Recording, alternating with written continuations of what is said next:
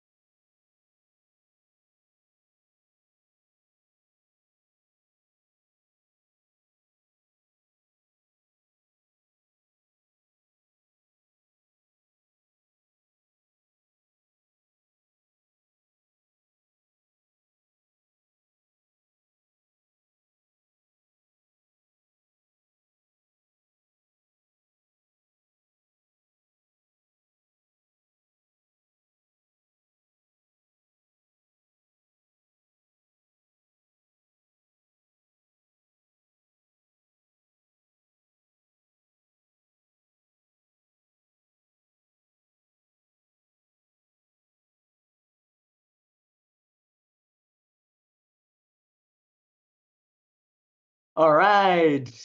Welcome, everyone. Super excited to be here. First of all, hello. My name is Diego Mariscal. I'm the CEO and founder of Together International. As a mean for visual description, I am a 30-year-old male wearing glasses and wearing a blazer and a blue shirt that says Disability Project Power. And to sort of be serendipitous with the event of tonight, I have the privilege to be sitting in Judy Heumann's foyer, where you can see a lot of pictures of her around. So it feels very fitting where I am here today. So welcome, everybody. Very, very happy to see you all here.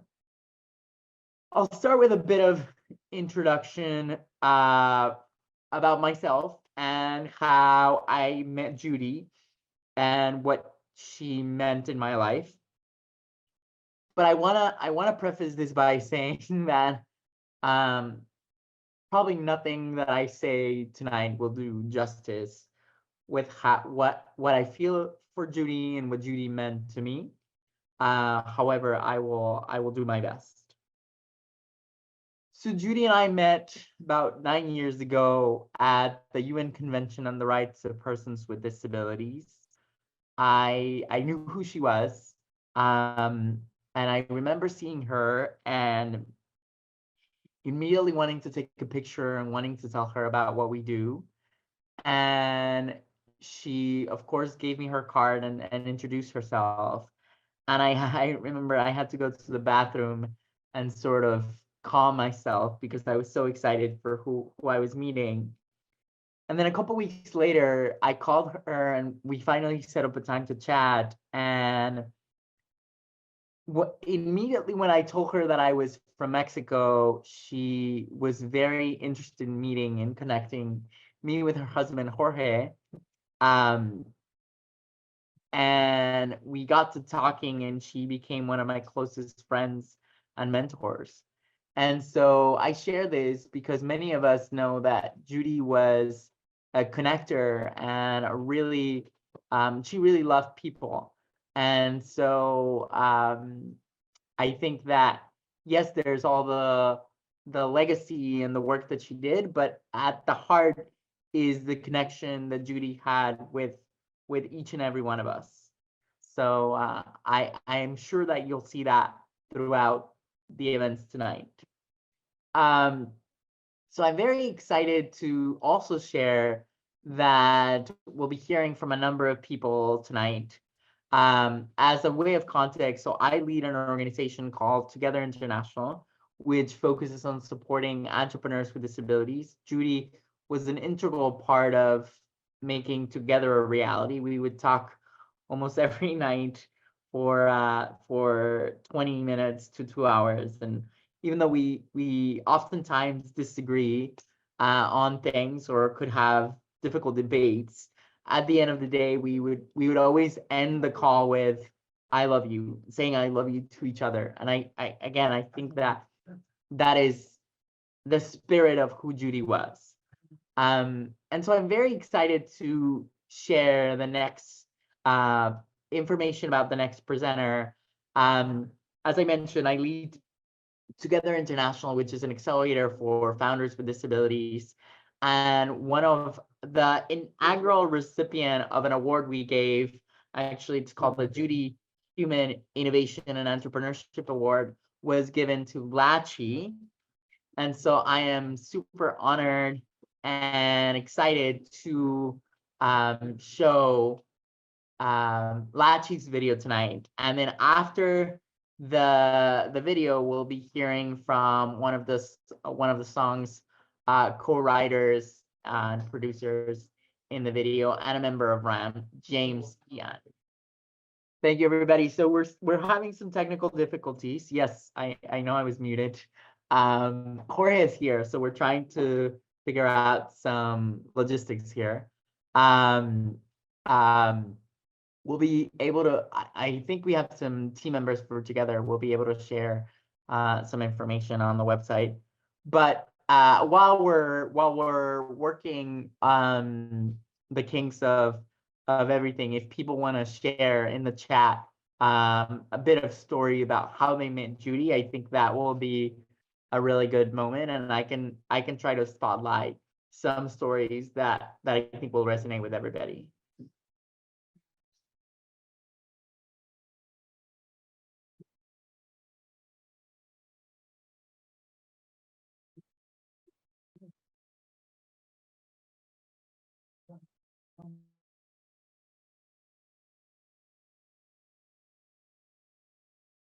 There's some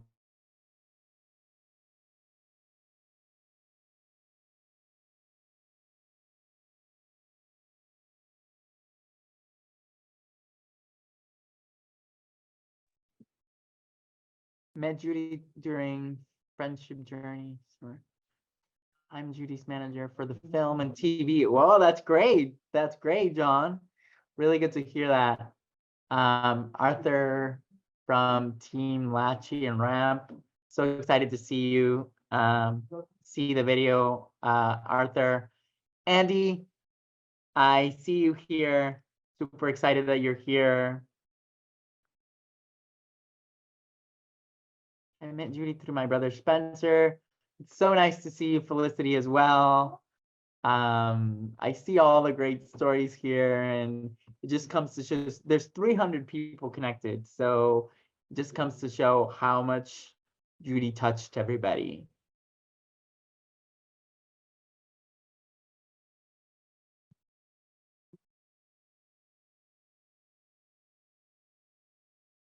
Okay, I see the, let's see. I know we're still having some technical difficulties. Yes, so let's I think we're gonna move on to the next speaker while the situation with the video gets resolved. So give me 1 second just to pull out who is speaking next. So I think it'd be, I mean, I know we couldn't hear the video, but if James Ian is in the audience and can be spotlight so that we can hear a little bit about the vision behind the video and sort of the impact that the video has had, that would be great. James, I see you on the screen, so please take it away. Thanks, Diego. Can you hear me okay? Yes, we can hear you great. Perfect. So I'm James, black man. I'm wearing a camouflage hat with a shark on it. I have a light beard and a dark gray hoodie, sitting in front of white walls. And, you know, Judy was not only just a great mentor and, visionary and advocate and, a person who really made tremendous progress for disabled people, but she was also just a really great friend. I really loved just spending time with her. I would always visit her when I was in DC. And she was just really funny. She had a great sense of humor. And, our relationship was kind of characterized by, her giving me guidance, but then me kind of, just joking around and, kind of acting like I was stubborn just to kind of get under her skin and and just have some fun with her. So, but I loved her tremendously. And last year after her passing, Lachi approached me and Galen Lee. I'm not sure if Galen is on the in the meeting as well, but she approached us about doing a tribute for Judy. And the song, as you know, it's called "Lift Me Up." Hopefully, we can get the audio to work for that. But the message behind the song was to talk about just what Judy meant to each of us personally, but then also, to highlight her work in the disability rights space. But we really wanted to have that personal touch. That was something that was really important to us. Obviously, we were all devastated at her passing, but we also wanted the song to have, some lighter, more uplifting and happier notes about Judy. And then, in terms of logistics and kind of executing the song, we really wanted to put disability front and center. We wanted to show the world that disabled musicians and artists could put out competitive and really polished and professional work. And so, we hired the appropriate folks to do that. We had ASL interpreters that were spotlighted throughout the video, and those were the actual stars of the music video. And Lachi and myself and Galen were kind of in the background because we wanted to show, again, disability and put that in the spotlight. And we also hired the cast and crew. The majority of the cast and crew was also disabled. So, all the nuts and bolts, all the pieces, we wanted disability, woven through the song and the video. And I think the finished product really hit the mark. It did put disability front and center. And I think I hope it's something that Judy would be proud of, but knowing her, I feel like it is something that she would be really proud of. And so, on a personal level, I know that Lachi, and Galen, the song was very meaningful for them. I had a lot of fun working with them in New York City when we recorded. And so it just felt like family. It felt like a whole lot of love between the musicians, the interpreters, the rest of the cast and crew, Arthur as well. Everyone made sure the set was very safe, and that everyone had appropriate accommodations. And for me personally, it's one of my proudest moments, as a songwriter and as a musician. And that song will always, live on and have a really special place in my heart. But it will live on as a song that meant a whole lot to me. So, much love to Judy and her family. Rick, Jorge, all of her friends. I know that everyone loved her so much, but I loved her very, very much. And I'm really excited that I got to make a piece of art that hopefully honored her legacy in the way that she would want it to be honored. So just thank you to everyone involved, and hopefully we will all continue to live our lives and honor Judy in the ways that are appropriate to us individually. Amazing, James. Thanks for sharing. I know that when I had the opportunity to watch the video, I got chills, and having spoken to Judy many, many times, I know she would be incredibly proud. And I knew that she felt like the work that she did wasn't about her, it was about all the people that she was trying to capitalize. So what a great way to honor her vision than bringing all these people together through this video that uplifts people, right? Which is what you wanted to create. And so congratulations again, and can't wait to see how your career, Lachi's career, ramps, continues to build on this legacy. Thank you, Diego. Thank you, James. Thank you. All right. Next, I am super excited to introduce my friend, in many ways a mentor as well, who I just saw actually a couple of weeks ago, a week ago in DC, just walking around, and she knew more about my life than I knew about my own schedule that day. Maria Town, super excited, CEO and president of the American Association of People with Disabilities, which is one of the organizations responsible for running the webinar tonight. Welcome, Maria. Thank you so much, Diego. Hi, everyone. This is Maria Town. I am a white woman with long brown hair. I'm wearing a Judy Heumann sweatshirt, and I have on bright red lipstick. First, I want to apologize for the technical difficulties we're having. We tested this all out before you all got on, and it worked. So hopefully we'll get a chance to play the video later in the program. I serve as the president and CEO of the American Association of People with Disabilities. I am really grateful to be here with all of you, with Judy's family and friends, and so many of the people whose lives she impacted. Like so many of you, Judy was a friend and mentor to me personally and professionally. And very importantly, professionally, she was also my boss because she was a board member at AAPD. And in both instances, I came to understand that Judy was never satisfied. At AAPD, if we had a major advocacy win or had grown one of our programs, she would never just say, "Great work." It was always, "Great work. What about this? Have you thought about that? What's next?" And there were so many times where either the last thing that I did in the day or the first thing that I did in the morning was talk to Judy, because she would always call me with all of these questions and ideas, either very early in the morning or very, very late at night. She wanted to talk through what we were working on.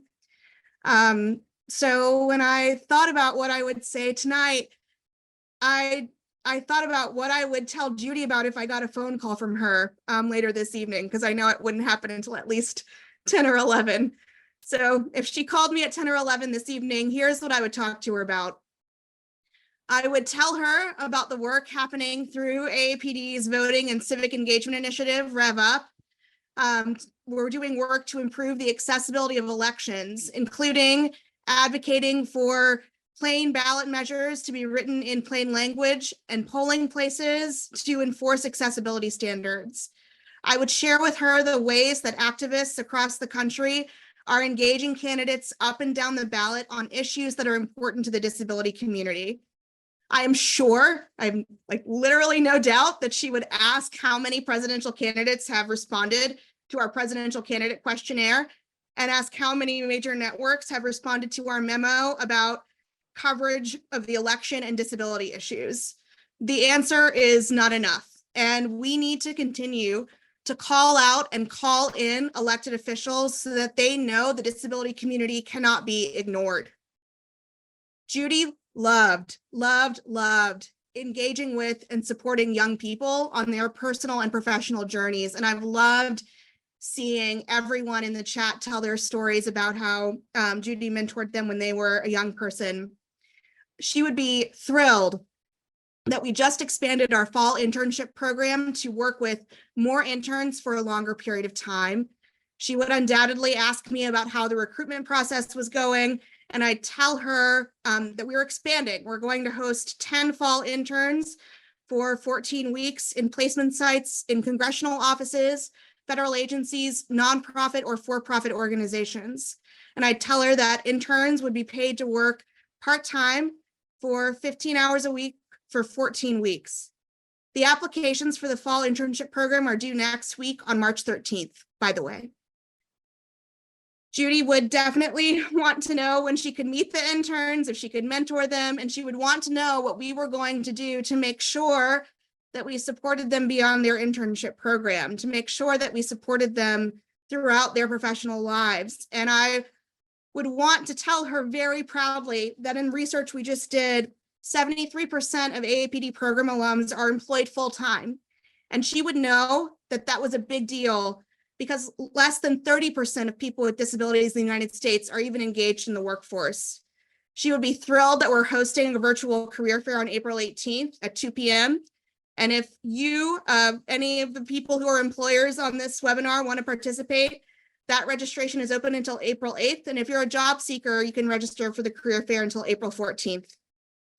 Finally, I am absolutely positive that Judy would have called, texted, and emailed me to ask what we were doing to drive to comments on the Department of Transportation's proposed regulation protecting the dignity and safety of air passengers with disabilities.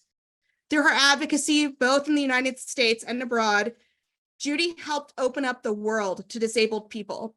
And yet, she was constantly reminded of just how closed off the world can be, despite her lifetime of advocacy. Judy flew often, and she was terrified every time that she did because of the risk of damage to her chair or to her own body. One of the last calls to action she did before she died was demand that Congress pass a bill enhancing protections for air travelers with disabilities. I would have anticipated this question, of course, and because if anyone understood that a proposed rule does not mean that a rule or regulation is actually going to happen, it was Judy. I'd have to honestly tell her that because we hadn't had a chance to put our action alert up yet, because it just came out last week, we don't have anything for that yet, but we can still drive people to comment and share their stories to the Federal Register. And I hope that you all will sign up for updates to be notified when it's time to take action with AAPD to make sure that this rule actually happens so that disabled people can fly with the dignity that we deserve. Now, mixed in with all of this, Judy would have probably asked me when we were going to dinner or if I'd seen the remake of West Side Story, which she really loved. Judy understood that building relationships was about more than doing work together. It meant getting to know and appreciating one another as people. More than anything else, she helped me understand my own power as a disabled person and as a woman, and she constantly pushed me to embrace it and take up space. So whether or not you choose to engage in any of these advocacy opportunities or call to action that I shared tonight, remember that you are powerful. Do not give in to pressure to make yourself smaller. Take up space and demand more in whatever way you choose. And remember, it is easier to do this in the company of others who you respect, cherish, and love. I love you so much, Judy. And Diego, I'll pass it back to you. Thank you so much, Maria. You and I were both recipients of those calls early morning and late at night, and it's funny, you know, Judy had this ability to make everybody feel special, and yet there's so many people that had similar experiences. So thank you for sharing, and I can attest to the fact that Judy would always be both proud and never satisfied, and I think that's what pushed us to be stronger and to strive for greater work. So thank you. Next, we will hear from, and I'm sorry if I mispronounce your name, Kelley Coleman and Ali Stroker, about one of the final interviews that Judy did in the new book, Everything No One Tells You About Parenting a Disabled Child. Kelley is going to read her side of the interview, and Ali Stroker is going to read Judy's part, and just a little bit of background about who Ali is. And please, Kelley, also if you can share a little bit of your background. But Ali is a Tony Award-winning actress who was the first wheelchair user to perform in Broadway. She played Judy in the Comedy Central Drunk History episode about the 504 sit-in. So there's no better person to, I think, portray Judy's tone of voice and spirit, I think, than Ali. So thank you both for being here. I can't wait to hear it. Thank you so much for that introduction. And next to Ali, I'm like, yeah, I'm a writer. I write books. Awesome. And I got those phone calls from Judy. They were the best. Thank you, everyone in the AAPD and the Judy's Legacy team for making this happen. I'm so personally grateful to Judy. I first met her when I contributed to her podcast episode about what does disability pride mean to you? And my contribution was all about finding and following role models within the disability community for all of us. And personally for me, for my child who is disabled, and for being thankful for Judy opening up the space for everyone to listen to and to learn from and to follow disabled leaders. Judy was so enthusiastic about my book. As you mentioned, Everything No One Tells You About Parenting a Disabled Child, Your Guide to the Essential Systems, Services, and Supports, all of the stuff. Judy invited me to her home. We had this amazing conversation about what we can do to empower the next generation of the disability community's leaders to advocate for themselves, for the whole community. And she spoke so much about how her own parents had no playbook. There was nothing, and there were no laws. Judy got a twinkle in her eye, and she said, yet. And she was so enthusiastic about giving parents the tools to empower their children. The book comes out March 12th. I'm beyond honored to share for the first time this interview, one of Judy's last, while our children were the catalyst for this conversation. There's so much in Judy's words that I honestly believe will resonate deeply with all of us. Ali, shall we jump in and you can? Absolutely. So much after conversations with experts, Judy Heumann. What basics do parents need to know as they begin their journey parenting a disabled child? There's not one answer. It always depends on the individual child and the child's disability.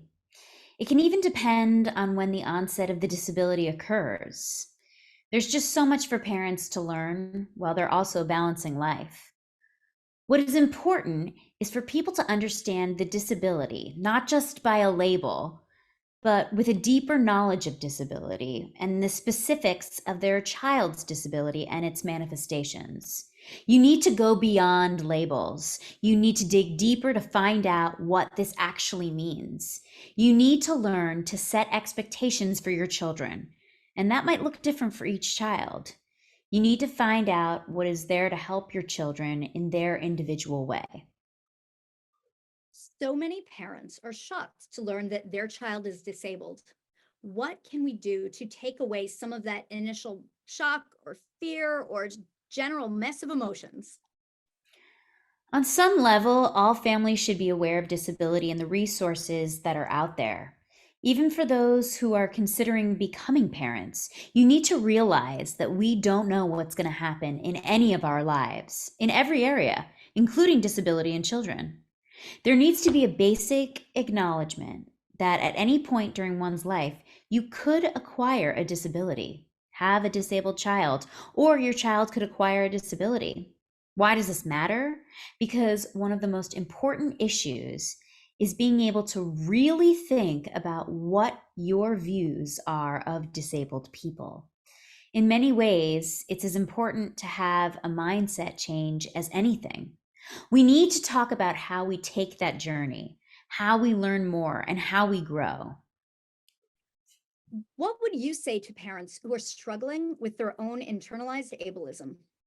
I'm a little cautious to jump to certain words like ableism when there is a bigger discussion to be had.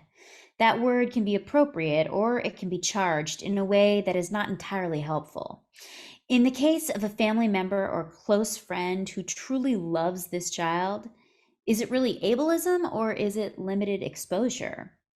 It's complicated because ableism is the reason for such limited exposure to disabled people. If you're experiencing disability in yourself or in a family member, it's important to address the ableism and also to know that your or their rights are. The time when it's the most daunting is this period when you're figuring out what you need to do to start learning.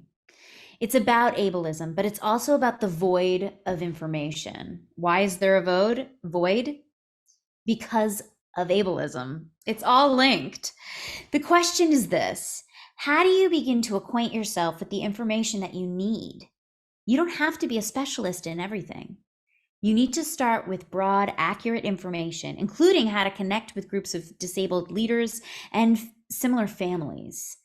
There are parent information centers in every state, and too many families have no idea. Organizations like Disability Rights and Education Fund, DREDF, and others have excellent parent programs. We just have to find the information that we need, and that can be a lot of work. How can families begin to access information that they can understand and use? Parents don't have a lot of time to do much studying. Find out what works best for you. There is material out there. It can be hard to figure out. It shouldn't be, but it often is. In so many ways, systems are not set up to help you. So much can happen when you connect with groups. When I worked in Berkeley, we started a peer counseling group that paired parents with disabled adults. Think about how your child can meet others with similar disabilities. Peer support is very important for everyone. It's important to find other people you can learn from, even if they're not in identical situations. Too many parents don't know the basics of disability rights and protections. Where do we even begin to educate ourselves? There's a need to have things reasonably and simply explained. When looking at the basic laws, look at why these laws come about. IDEA and the ADA haven't been around for that long. There used to be nothing. IDEA and the ADA are in place to help remove barriers that have limited disabled people's ability to participate in society. They're about equity. All of this presupposes that parents understand the concept of rights, but not all parents know that. How big is your book going to be? There's a lot to cover. Judy had a lot of good asides. How can parents begin to empower their children in their own advocacy? Think about assisting your child to move independently through life, with any child, disabled or not. From when your children are young, think about decision-making and expressing likes and dislikes. If your child is 1 year old, it would be very different now than when they're 8. If you haven't allowed your child to make decisions from a very early age, everything will be different. People need to think encouraging decision-making as part of supporting their child's development. Don't discount your child's ability to speak up for themselves. You've been advocating for disability rights for decades. Does it get easier? There are hard times all the time. You think you've got something good going, and then something changes and you're pulling your hair out. There will never be a time when all needs are going to be addressed by the system. You have to be an advocate for life. What's your secret? How do we raise our kids to be like you? I want my kids to be active and empowered and to love themselves exactly as they are. What I tell parents is this: your children will look up to you as a role model. Teach them to question authority, to feel confident, to network. You need to teach them knowledge and expertise, but also not to be afraid to pick up the phone or to push when they need to. Prepare your kids to one day do this for themselves. There are hard times all the time. Don't just know the basic laws, get to the point of using your voice. We need to ask ourselves if we're looking at empowering our disabled children differently than we are empowering our non-disabled children. And if so, why? When I think about my parents, they didn't know anything about what was happening with me. They were immigrants, there were no laws, there wasn't anything, period. We found our way. They taught me to be an advocate by using my voice. They taught me to find my voice. When we talk about my parents, what I think is unfortunate is that there are not enough parent stories. We need a breadth of parent stories so that we can learn from one another. What you're doing with this book, I very much believe in, allowing people to tell their stories. You may be in a family or a community where they're just accepting of a disabled child, and they are going on the journey with you. They're helping you figure out what to do and how to do it. But in other cases, the journey is different. There may well be biases against the child, or even a belief that the parents committed a sin that caused the disability. There are so many considerations, even within cultures and communities. All people have different personalities and different beliefs. We need more people to tell their stories. Thank you.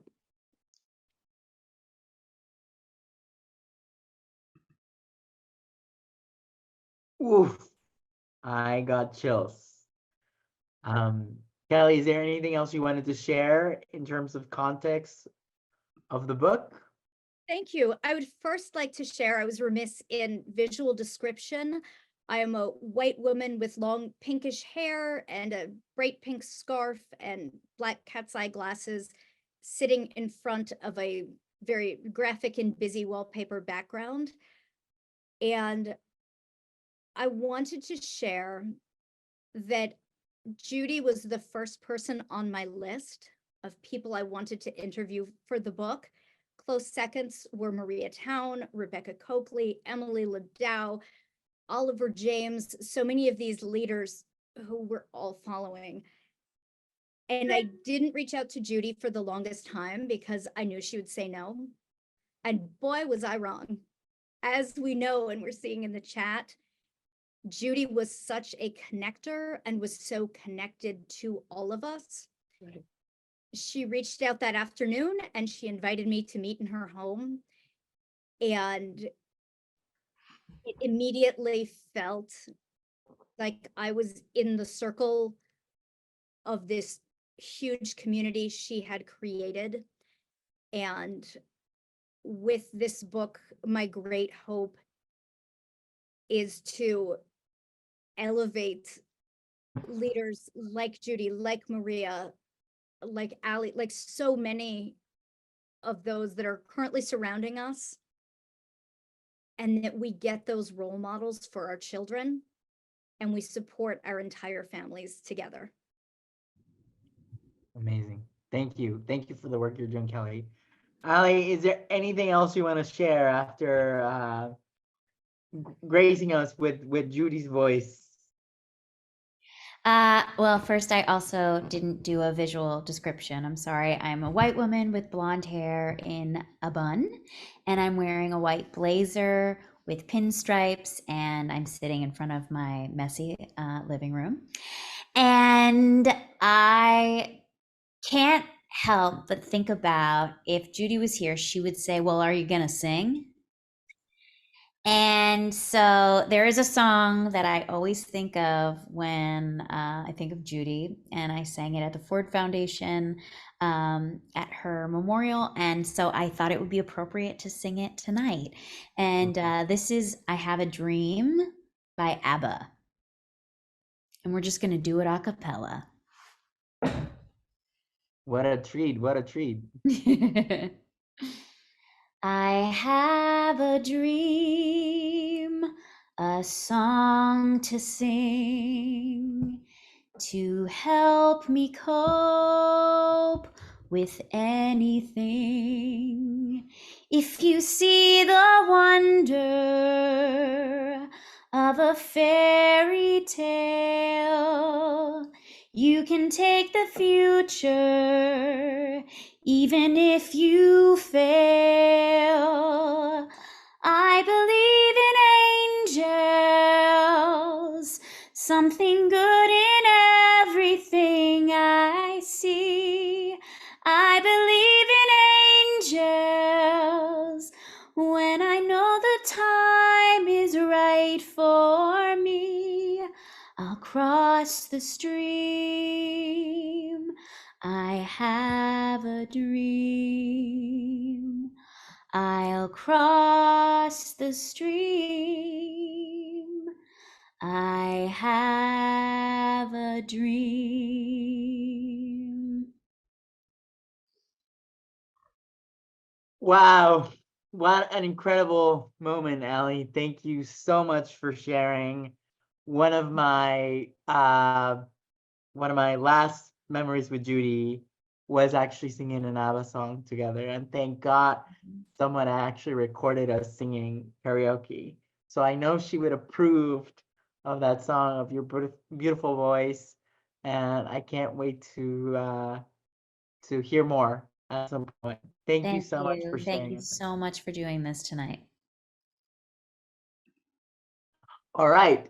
Next, we're gonna hear from my friend, and I'm just gonna say, in some ways, my sister through this process, and somebody that I really admire, and that has been able to not only carry Judy's legacy, but bring us all together. Kylie, who was Judy's former assistant, and now is carrying on her legacy project. So Kylie, please share what you're working on and what we have in store. Thank you, Diego. It's going to be pretty hard to top that beautiful performance and interview. So thank you to everybody who's spoken so far. This has just been so lovely seeing the chat go, and it's really moving. But yes, thank you, Diego. My name's Kylie Miller. I'm a white woman with brown hair wearing a purple shirt and long earrings that were actually given to me by Judy. So one day she was wearing them and told me that she didn't like how long they were because they kept hitting her shoulders. So she took them out, told me to try them on, and made me keep them. And wearing them is one of the many ways that I keep Judy close to me. As Diego said, I worked with Judy and have had the privilege of continuing to work with her family to oversee various legacy projects in her honor. It's hard to believe that it's been a year since Judy's passed, but it's clear that her impact is still very much present. There are numerous projects that have been created to honor Judy that I would like to share with you all. There are 2 new fellowships in Judy's honor that are currently accepting applications. The World Institute on Disability has created the Global Human Fellowship, and the Disability Rights Education and Defense Fund has created the Judy Heumann Legal Fellowship. Judy was centrally involved in both of these organizations since their inception. Next, the State Department created the Judy Initiative, which was awarded to Eurasia Foundation. They've created a 2-year program supporting youth with disabilities in Armenia and Moldova. The Judy Initiative will be a recurring funding opportunity by the Department of State. At the DC Developmental Disabilities Council, they've launched the Judith campaign, which elevates the diversity and contributions of DC's community of people with disabilities. They've released 3 videos so far, including one featuring Judy's dear friend, Bob Williams. Judy is currently featured in the Museum of the City of New York's new exhibit called Activist New York, Disability Rights. She's also featured at the new Capitol Jewish Museum in DC. In Oregon, the Westland Wilsonville School District just opened a new young adults transition center and named it the Human Center. And over in San Francisco, a resolution was passed for a plaque to be added to the United Nations Plaza in memory of Judy and the historic 504 sit-ins. Additionally, there are upcoming films and publications where Judy's story will continue to be told. Most notably, her memoir, Being Human, is being adapted into a film by the Oscar award-winning writer and director, Sean Heder. It will be released on Apple TV, and more information should be coming later this year. Judy's also featured in the new film, The Ride Ahead, directed by Samuel and Dan Habib. This is the full-length version of the short film, My Disability Roadmap, which just won an Emmy that Samuel and Dan dedicated to Judy. Before Judy passed away, she was writing a children's book with Jessica Slice and Caroline Cupp. The book, entitled We Belong, Judy Heumann and the Work for Disability Rights, will be published in the spring of next year.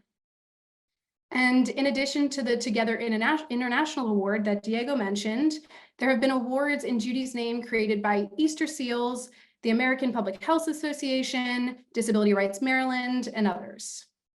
Since her passing, Judy has also been posthumously given awards by the International Foundation for Electoral Systems, Queens College, Spina Bifida Association, and others. As the producer of The Human Perspective, I am especially excited to announce that there will be a bonus episode coming out this Wednesday. This episode will feature behind-the-scenes, unpublished moments from Judy's podcast, which was a project she was very passionate about for the last 5 years of her life, and I feel very fortunate to have been a part of. There are many other projects in Judy's honor that are underway. You can stay updated by subscribing to the Judy Heumann newsletter, by following Judy Heumann Legacy on Instagram and Facebook, and all of the information from tonight will be featured in the link that I'll drop in the chat shortly, and I'll add more at the conclusion of the webinar as things arise. So again, it's an honor and privilege to be one of the many people continuing Judy's legacy. Thank you to AAPD for supporting this webinar, and thank you to everybody for joining us tonight to celebrate. I'll give it back to Diego, and thank you, Diego, too. Kylie, thank you so much. I honestly, I feel like in many ways you exemplify Judy's spirit and work ethic, because I don't know how you keep all of these together, all of these opportunities together. So thank you so much for the work you do. I know that I will, and I'm sure many of us will be here to support you as you continue this really, really important work. Next, I am honored and excited to introduce Rick Heumann, who is Judy's brother, to say a few words, and then we'll hear from Jorge after that. So take it away, Rick. Great to see you here. Thank you, Diego. I am a white man with a lot of gray hair now. 69 years old, getting ready to turn 70 here. I am wearing a blue striped shirt. I have no earrings that my sister gave me, though. So thank you anyway, Kylie. I want to thank everybody who's put this together. Diego, Kylie, Allie, everybody that's on this thing. And special thanks to Kylie, who's really held this thing together and honoring Judy over the past year. And from the family, we really do appreciate that a whole bunch, and Judy's legacy as well. We all miss, Maria mentioned earlier, and I talked about this in my eulogy a year ago, we miss those phone calls, those 5:30 in the morning phone calls, those 10 o'clock at night phone calls, whenever phone calls. And I kind of always joke because I hung up on my sister multiple times because she'd always say, hold on, while she talked to 3 other people at the same time. So I know we all miss that quite a bit and stuff as well. Kylie talked about so many of the things that are happening, that have happened in the past year, things that are happening in the future. A couple of quick notes. I had the honor of representing Judy at Queens College when the president of the university gave her the President's Medal. That was a real honor for me to be able to do that. And also to be able to go to the White House back in October, which we thought was just an event honoring the 504 Act and the ADA, and it really turned into a Judy event. Selma Blair, brought up Judy multiple times. The president brought up Judy multiple times as well, which was really cool. Quick short story. I'm flying back from DC and I'm on Southwest, and a couple of different people try to sit there. Long story, but these two guys sit down there and we start talking, and like, why are you, why were you in DC? These guys were going to Phoenix to visit their mom. And I mentioned that we were at the White House honoring my sister. And the guy asked me who was my sister. And I said, Judy Heumann. The guy goes, hold on a second. I know that name. I said, well, she's fairly famous. And he goes, did she give the commencement address at NYU? I said, well, yeah. He says, well, I was there for that. I was graduating. And he says, we had no idea who she was. All these kids are Googling her, who she is and everything else. And for people don't know, Taylor Swift did the morning and Judy did the afternoon at Yankee Stadium. And he said to me, you know what? The word was Judy was so much more motivating than Taylor Swift. Not to knock a billionaire, and she's done a lot of amazing things, Taylor Swift, but it was super to honor Judy like that. So that was pretty cool. Judy's plaque has been placed at her graveside, and the inscription is the mother of disability rights. So if people go out to visit, it's really important. We put that on there. And I always talked about her dash at the eulogy. I also talked about it at Queens College, the living your dash. And Judy's line would be very, very long, and it would probably cover the entire cemetery across the world. But when you leave here today and all these great things that Judy did, make sure you live your dash. Honor Judy and honor her legacy by continuing the work that so many people are doing. And from the family, we thank you very much. From my wife, Julie, my daughter, Kristen, Sean, our two grandsons, all the rest of the family, my brother, we thank everybody for honoring Judy tonight. Thank you, Rick. What a great story. I'm definitely a fan of Judy and her ability to connect with so many people. All right, now I'm going to turn it over to Jorge. Super excited to hear from him. Hello. Good night to everybody. Thank you for this meeting. And I want to thank you for everybody, all the works and all the things you did with Judy. Thank you to Diego also for putting this together. And I don't know what else to say. What? We were talking earlier, Jorge, about what is what you miss most about Judy? Everything. Everything. Yes. I mean everything. And hold on. Let's see. I don't know. Perdón, but I have complaints that they cannot see me. No, we do. No, it's me. No se ve. Ah, el teléfono. In the phone, yes. Oh,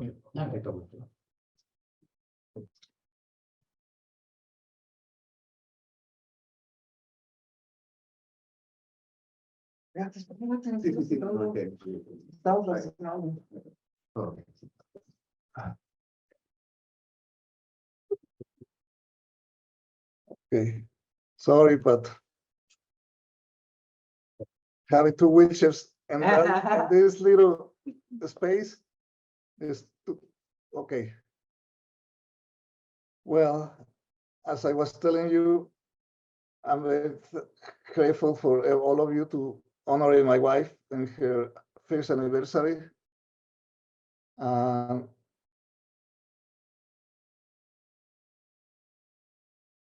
don't know. Today we have a very nice dinner with a neighbor who since we came here about more than 30 years ago, she has been living here in the same floor than us. And she make a very nice dinner for us. We were talking about Judy. You know, everybody say, like, now, what do you remember of Judy? What do you do with Judy? And I think that's it. I remember.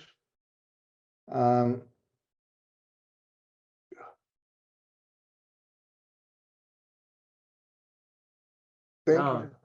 Thank you for everything. And Thank you. that's it. Thank you, Jorge. You know, in many ways, I saw Judy as my second mom and you as my second dad. So I really appreciate you and the spirit that you continue to live on about Judy. So thank you. You're welcome. And thank you, guys. All right, perfect. Okay. Give me 1 second to get settled.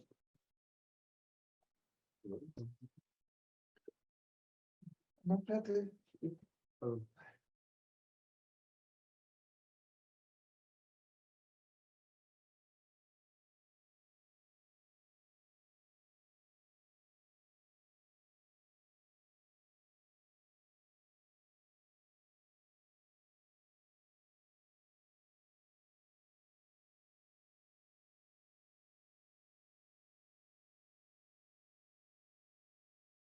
All right, wheelchair Tetris right here. Well, thank you everybody for a wonderful, wonderful night. As I hear everybody sharing their story and what Judy meant to everybody, I just want to share one last story of my experience with her, and I was reflecting on that tonight while I was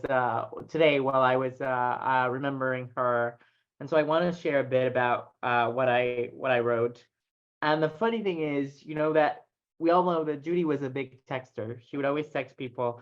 So I actually wrote a text for her saying what I would share today as I reflect on her life and the impact that she had on me. So I'm going to read that now. So I said, as I sit here today thinking of you, Judy, I can't help but wonder what really matters in life. What's our real purpose? To change the world? I think it's bigger than that. You and me would often disagree. You forgave me after my many mistakes, and I overlooked many of your flaws. At the end of the day, we still said I love you to each other, no matter what happened. At the end of the day, no matter our differences, I knew you were a part of my family. I think that's a real legacy. No, not how much money we make or how many lives we touch, but how we made others around us feel. Did we show ourselves unconditional love? I think that's the measure of a life well lived. Thank you so much for loving me unconditionally. So I hope that if there's anything that I can leave you here with you tonight is to love and support each other, because I know, like she would tell me at the end of the day, every night, I love you and I love you all. Thank you so much for all the work that you've continued to do, and may Judy's legacy continue to live on. Thank you, everybody.